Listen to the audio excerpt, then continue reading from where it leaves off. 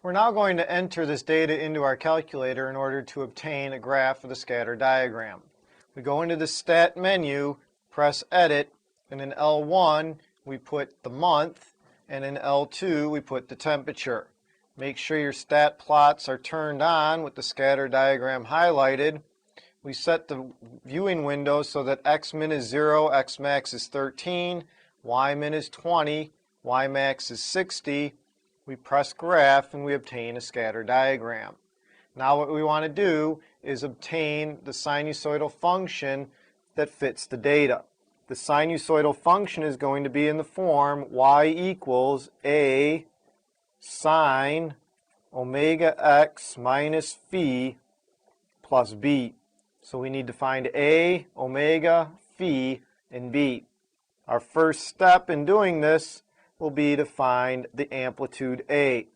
The amplitude A is going to be equal to the largest data value, 56, minus the smallest data value, 24.24, divided by 2.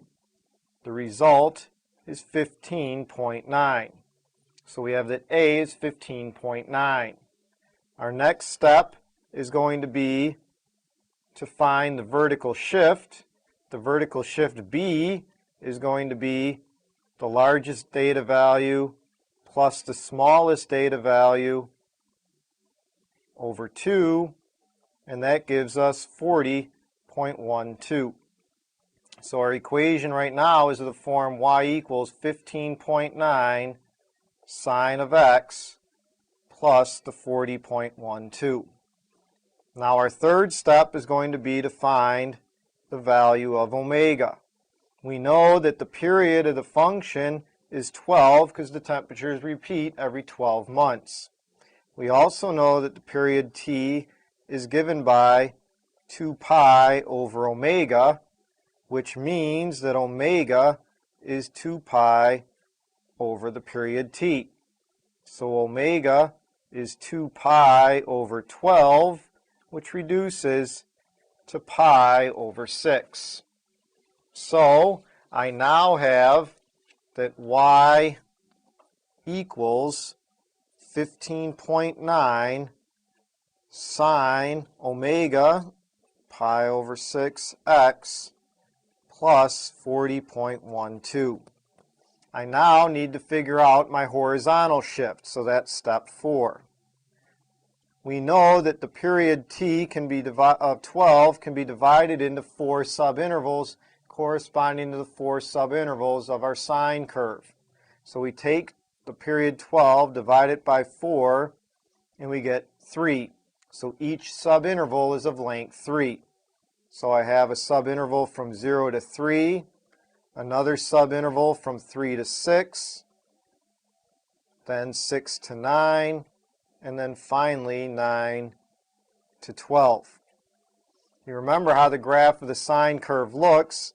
It's increasing on the interval 0 to 3, then it's decreasing on the interval from 3 to 9, and then it increases again from 9 to 12.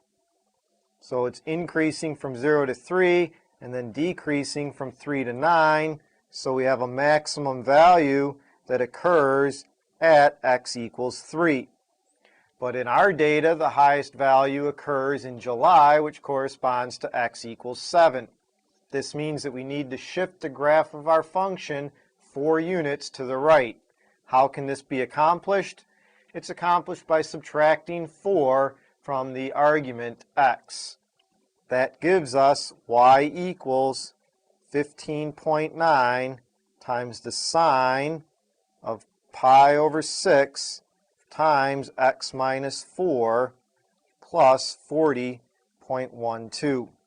If you wanted to, you could distribute the pi over 6 and you get 15.9 sine of pi over 6x minus pi over 6 times negative 4 gives you 2 pi over 3 after reduce plus the 40.12.